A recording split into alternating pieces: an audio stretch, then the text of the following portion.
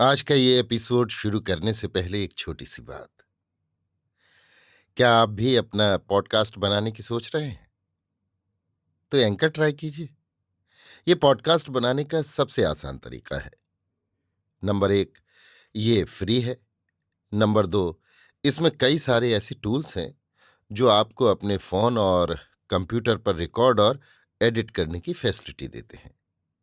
Number तीन, आप अपने पॉडकास्ट को डिस्ट्रीब्यूट भी कर सकते हैं, जिससे इसे स्पॉटिफाई और दूसरे प्लेटफॉर्म पर सुना जा सके।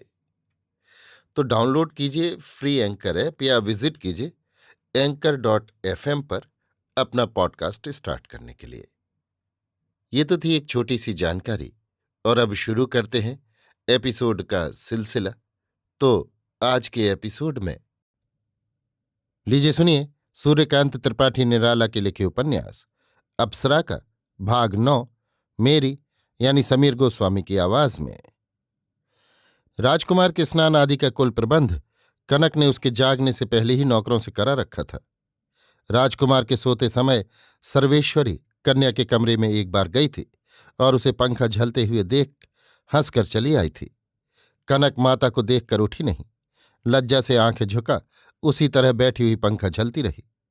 2 घंटे बाद राजकुमार की आंखें खुली। देखा कनक पंखा झल रही थी। बड़ा संकोच हुआ। उससे सेवा लेने के कारण लज्जा भी हुई। उसने कनक की कलाई पकड़ ली। कहा, बस आपको बड़ा कष्ट हुआ। फिर एक तीर कनक के हृदय के लक्ष्य को पार कर गया। चोट खा कांप कर संभल गई। कहा, आप नहाइएगा नहीं? हाँ, स्नान तो जरूर करूंगा, पर धोती? कनक हंसने लगी। मेरी धोती पहन लीजिएगा। मुझे इसके लिए लज्जा नहीं। तो ठीक है, थोड़ी देर में आपकी धोती सूख जाएगी। कनक के यहां मर्दानी धोतियां भी थीं, पर स्वाभाविक हास्य प्रियता के कारण नहाने के पश्चात राजकुमार को उसने अपनी ही एक धुली हुई साड़ी दी। राजकुमार ने भी आम्लान अविचल भाव से वो साड़ी मर्दों की तरह पहन ली। नौकर मुस्कुराता हुआ उसे कनक के कमरे में ले गया। हमारे यहां भोजन करने में आपको कोई ऐतराज तो न होगा? कुछ नहीं, मैं तो प्रायः होटलों में खाया करता हूं। राजकुमार ने असंकुचित स्वर से कहा। क्या आप मांस भी खाते हैं? हाँ, मैं सक्रिय जीवन के समय मांस को एक उत्तम खाद्य मानता हूं, इसलिए खाया करता हूं।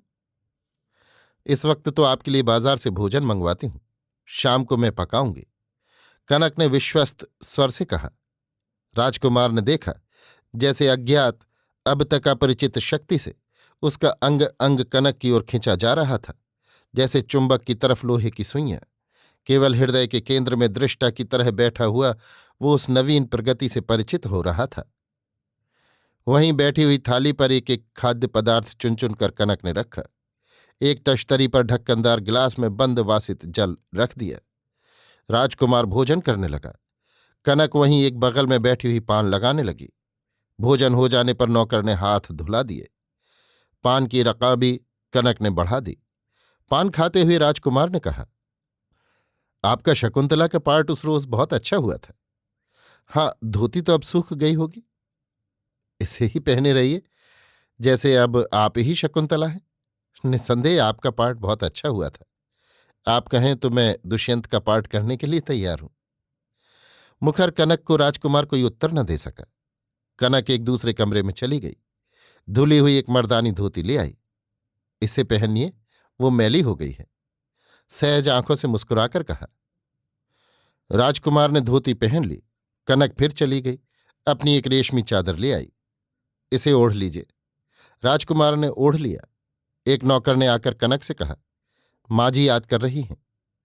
अभी आई, कहकर कनक माता के पास चली गई। हृदय के एकांत प्रदेश में जीवन का एक नया ही रहस्य खुल रहा है। वर्षा की प्रकृति की तरह जीवन की धात्री देवी नए साज से सज रही है। एक श्रेष्ठ पुरस्कार प्राप्त करने के लिए कभी कभी बिना उसके जाने हुए ही लालसा के हाथ फैल जाते हैं। आज तक जिस एक ही स्रोत से बहता हुआ वो चला आ रहा था, अब एक दूसरा रुख बदलना चाहता है। एक अप्सरा कुमारी संपूर्ण ऐश्वर्य के रहते हुए भी आंखों में प्रार्थना की रेखा लिए रूप की ज्योति से जगमग मानो उसी के लिए तपस्या करती आ रही है। राजकुमार चित्त को स्थिर कर विचार कर रहा था, ये सब क्या है? क्या इस ज्योति से मिल जाऊं? ना। जल जाऊं तो? इसे निराश कर दूं? बुझा दूं? ना, मैं इतना कर्कश तीव्र निर्दय न हूंगा। फिर? आह, ये चित्र कितना सुंदर, कितना स्नेहमय है। इसे प्यार करूं? ना, मुझे अधिकार क्या। मैं तो प्रतिश्रत हूं, इस जीवन में भोग विलास को स्पर्श भी ना करूं। प्रतिज्ञा? की हुई प्रतिज्ञा से टल जाना महापाप है, और ये स्नेह का निरादर। कनक के भावों से राजकुमार को अब तक मालूम हो चुका था कि वो पुष्प उसी की पूजा में चढ़ गया है। उसके द्वारा रक्षित होकर उसने अपनी चिर रक्षा का भार उसे सौंप दिया है। उसके आकार, इंगित और गति उसकी साक्षी हैं। राजकुमार धीर शिक्षित युवक था। उसे कनक के मनोभावों को समझने में देर नहीं लगी। जिस तरह उसके उपकार का कनक ने प्रतिदान किया, उसकी याद कर कनक के गुणों के साथ उस कोमल स्वभाव की ओर वो आकर्षित हो चुका था। केवल लगाम अभी तक उसके हाथ में थी। उसकी रसप्रियता के अंतर्लक्ष्य को ताड़कर मन ही मन वो सुखानुभव कर रहा था, पर दूसरे ही क्षण इस अनुभव को वो अपनी कमजोरी भी समझता था। कारण, इसके पहले ही वो अपने जीवन की गति निश्चित कर चुका था। साहित्य तथा देश की सेवा के लिए वो आत्मार्पण कर चुका था। इधर कनक का इतना अधिक एहसान उस पर चढ़ गया था, जिसके प्रति उसकी मनुष्यता स्वतः नतमस्तक हो रही थी। उसकी आज्ञा के प्रतिकूल आचरण की जैसे उसमें शक्ति ही न रह गई हो। वो अनुकूल प्रतिकूल अनेक प्रकार की ऐसी ही कल्पनाएं कर रहा था। सर्वेश्वरी ने कनक को सस्नेह पास बैठा कर कहा, ईश्वर ने तुम्हें अच्छा वरदान दिया है, वो तुम्हें सुखी और प्रसन्न करे। आज एक नई बात सुनाऊंगी। आज तक तुम्हें अपनी माता के सिवा पिता का नाम नहीं मालूम था। अब तुम्हारे पिता का नाम तुम्हें बता देना मेरा धर्म है। कारण, तुम्हारे कार्यों से मैं देखती हूं, तुम्हारे स्वभाव में पिता पक्ष ही प्रबल है। बेटी, तुम रणजीत सिंह की कन्या हो। तुम्हारे पिता जयनगर के महाराज थे। उन दिनों मैं वहीं थी। उनका शरीर नहीं रहा। होते तो वो तुम्हें अपनी ही देखरेख में रखते। आज देखती हूं, तुम्हारे कुल के संस्कार ही तुम में प्रबल हैं। इससे मुझे प्रसन्नता है।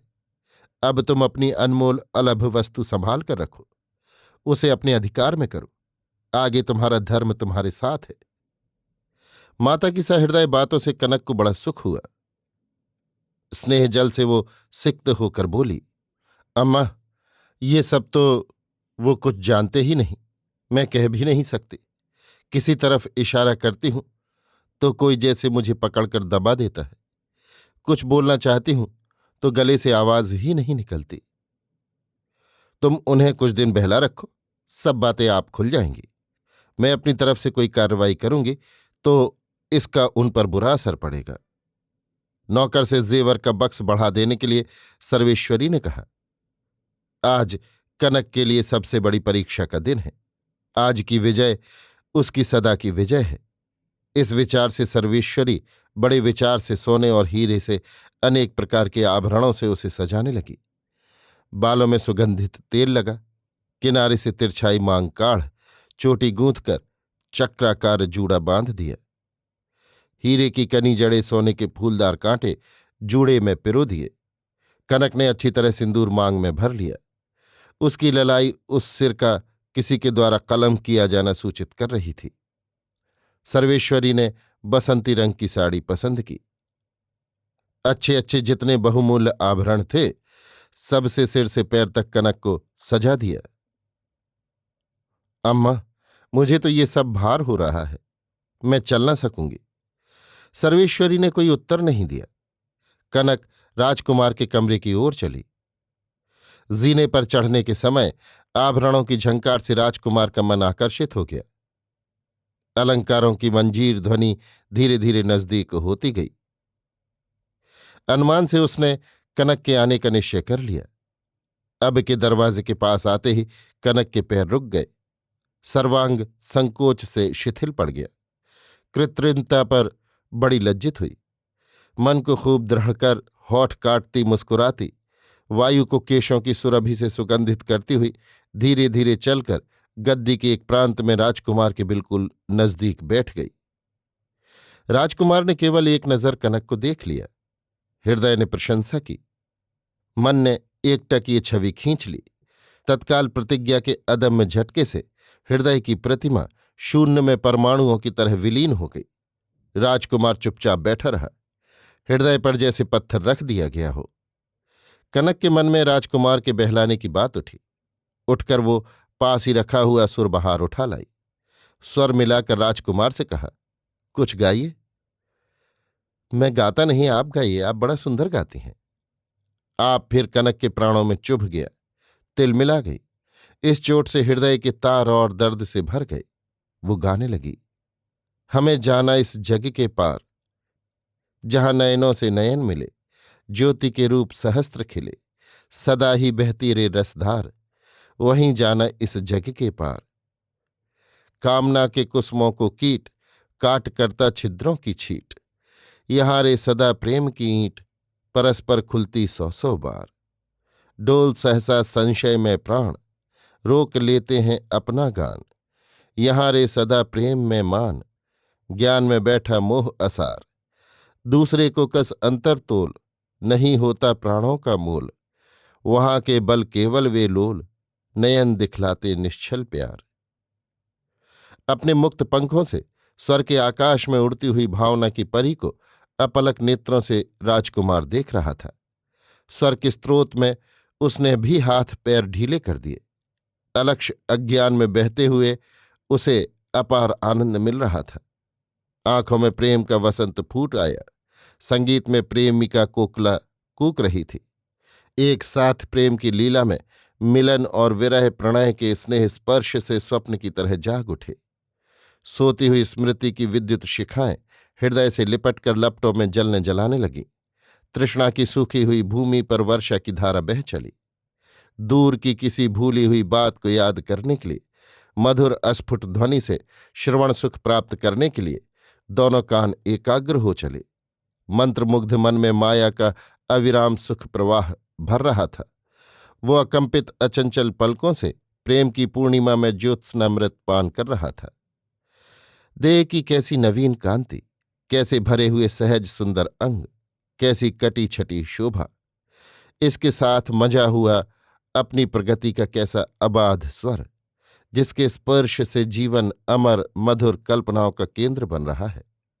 रागनी की तरंगों से कांपते हुए उच्छ्वास, तान मूर्छनाएं उसी के हृदय सागर की ओर अनर्गल विविध भंगिमाओं से बढ़ती चली आ रही हैं। कैसा कुशल छल, उसका सर्वस्व उससे छीन लिया, और इस दान में प्राप्ति भी कितनी अधिक, जैसे इसके तमाम अंग उसके हुए जा रहे हैं और उसके इसके। राजकुमार एकाग्रचित्त से रूप और स्वर पान कर रहा था। एक एक शब्द से कनक उसके मर्म तक स्पर्श कर रही थी।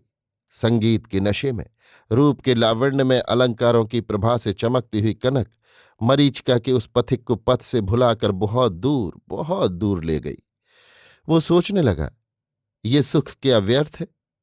ये प्रत्यक्ष ऐश्वर्य क्या आकाश पुष्प की तरह केवल काल्पनिक रह जाएगा? यदि इस जीवन की कांति हृदय के मधु और सुरभि के साथ वृक्ष ही पर सूख गई तो क्या फल? कनक, तुम मुझे प्यार करती हो? कनक को इष्ट मंत्र के लक्ष्य जप के पश्चात सिद्धि मिली। उसके हृदय के सागर को पूर्णिमा का चंद्र देख पड़ा। उसके यौवन का प्रथम स्वप्न सत्य के रूप में मूर्तिमान हो आंखों के सामने आ गया। चाहा कि जवाब दे, पर लज्जा से सब अंग जकड़ से गए। हृदय में एक अनुभूत विद्युत प्रवेश कर गुदगुदा रही थी। ये दशा आज तक कभी नहीं हुई। मुक्त आकाश की उड़ती हुई रंगीन परों की विहग परी राजकुमार के मन की डाल पर बैठी थी, पर किसी जंजीर से नहीं बंधी, किसी पिंजड़े में नहीं आई। पर इस समय उसी की प्रकृति उसकी प्रतिकूलता कर रही है।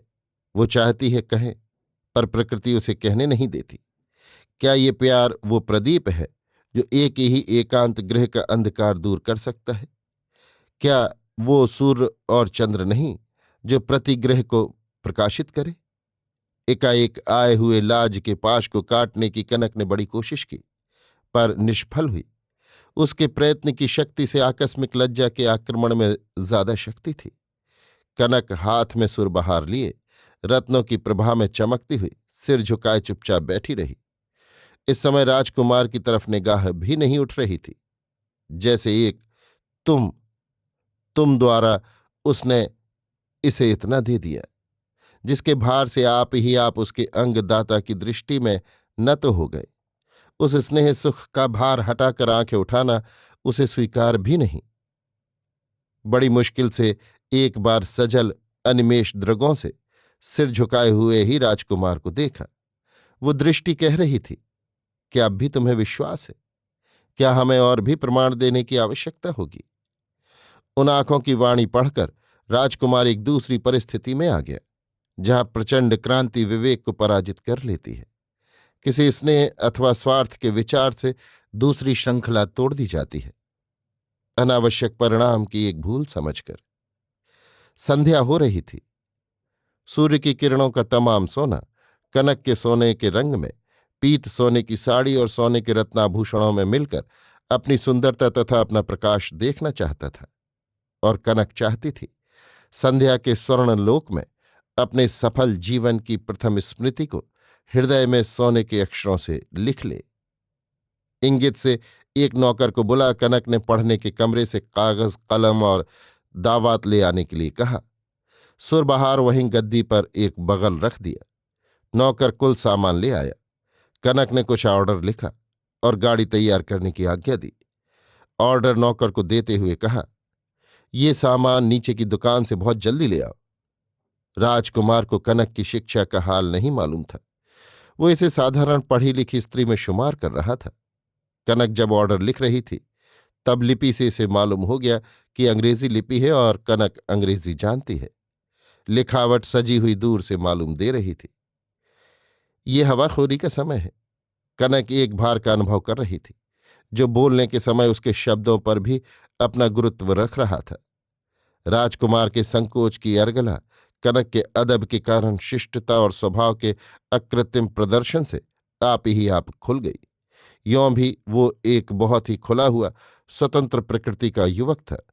अनावश्यक सभ्यता का प्रदर्शन उसमें नाम मात्र को न था। जब तक वो कनक को समझ नहीं सका तब तक उसने शिष्टाचार किया। फिर घनिष्ठ परिचय के पश्चात अभिनय से सत्य की कल्पना लेकर दोनों ने एक दूसरे के प्रति कार्यतः जैसा प्रेम सूचित किया था। राजकुमार उससे कनक के प्रसंग को बिल्कुल खुले हुए प्रवाह की तरह, हवा की तरह स्पर्श करके बहने लगा। वो देखता था उससे कनक प्रसन्न होती है। यद्यपि उसकी प्रसन्नता बाढ़ के जल की तरह उसके हृदय के फूलों को छाप कर नहीं छलकने पाती। केवल अपने सुख की पूर्णता, अपनी अंतस्तरंगों की टलमल प्रसन्नता अपनी सुखद स्थिति का ज्ञान मात्र करा देती है। तुम अंग्रेजी जानती हो, मुझे नहीं मालूम था। कनक मुस्कुराई। हाँ, मुझे कैथरीन घर पर पढ़ा जाया करती थी। थोड़े ही दिन हुए मैंने पढ़ना बंद किया है। हम लोगों के साथ अदालत से आने के समय वो कैथरीन ही थीं। राजकुमार के मानसिक सम्मान में कनक का दर्जा बढ़ गया। उसने उस ग्रंथ को पूर्णतः नहीं पढ़ा। इस अज्ञान मिश्रित दृष्टि से कनक को देख रहा था। उसी समय नौकर कुछ सामान एक कागज में बंधा हुआ लाकर कनक के सामने रख गया। कनक ने खोल कर देखा, फिर राजकुमार से कहा, लीजिए, पहन लीजिए, चलें प्रिंस ऑफ वेल्स घाट की तरफ। शाम हो रही है, टहलावे। राजकुमार को बड़ी लज्जा लगी, पर कनक के आग्रह को वो टाल न सका। शर्ट, वेस्ट कोट और कोट पहन लिया, टोपी दे ली, जूते पहन लिए। कनक ने कपड़े नहीं बदले, उन्हीं वस्त्रों से वो उठकर खड़ी हो गई। राजकुमार के सामने ही एक बड़ा शीशा दीवार से लगा था। इस तरह खड़ी हुई कि उसकी साड़ी और कुछ दाहिने अंग राजकुमार के आधे अंगों से छू गए, और उसी तरह खड़ी हुई वो हृदय की आंखों से राजकुमार की तस्वीर की आंखें देख रही थी। वहां उसे जैसे लज्जा न थी। राजकुमार ने भी छाया की कनक को देखा। दोनों की असंकुचित चार आंखें मुस्कुरा पड़ीं, जिनमें एक ही मर्म, एक ही स्नेह का प्रकाश था। अलंकारों के भार से कनक की सरल गति कुछ मंद पड़ गई थी। राजकुमार को बुलाकर वो नीचे उतरने लगी। कुछ देर तक खड़ा वो उसे देखता रहा। कनक उतर गई, राजकुमार भी चला। गाड़ी तैयार खड़ी थी। अर्दली ने मोटर के पीछे की सीट का द्वार खोल दिया। कनक ने राजकुमार को बैठने के लिए कहा। राजकुमार बैठ गया। लोगों की भीड़ लग रही थी। आवाक आंखों से आला अदना सभी लोग कनक को देख रहे थे।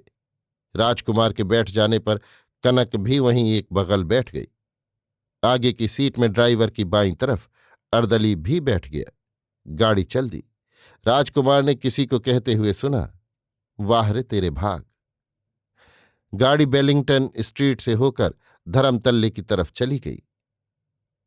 सूर्य की अंतिम किरणें सीधे दोनों के मुख पर पड़ रही थी, जिससे कनक पर लोगों की निगाह नहीं ठहरती थी।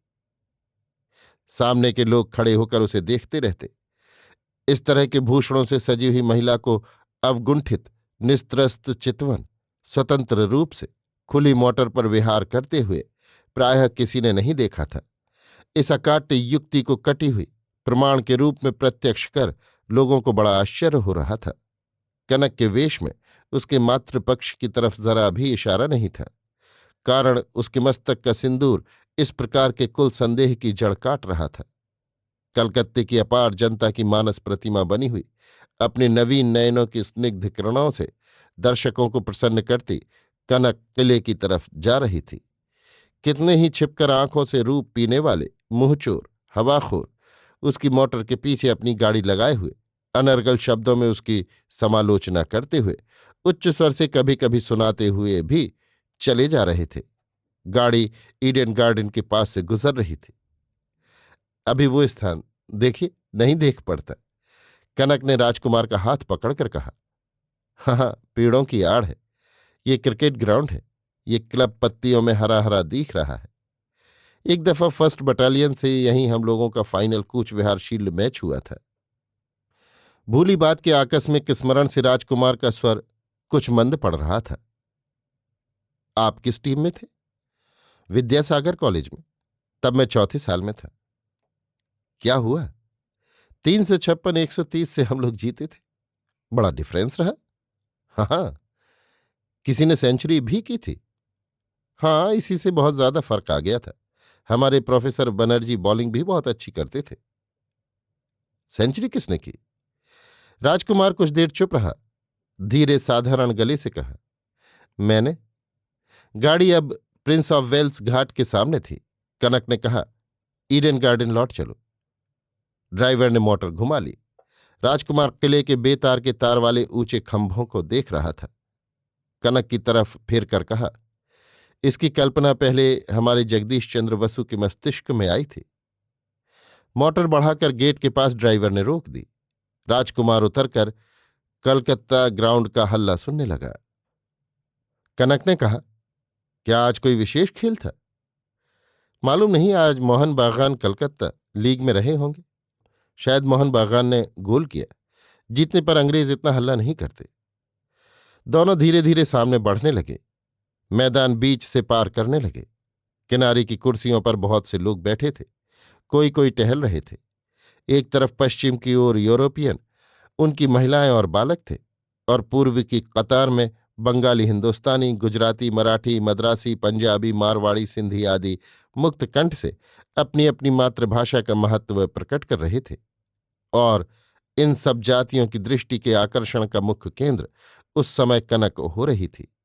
श्रुत अश्रुत, स्फुट अस्फुट अनेक प्रकार की समीचीन अर्वाचीन आलोचनाएं प्रत्यालोचनाएं सुनती हुई निसंकोच अम्लान निर्भय वीतराग धीरे धीरे राजकुमार का हाथ पकड़े हुए कनक फव्वारे की तरफ बढ़ रही थी।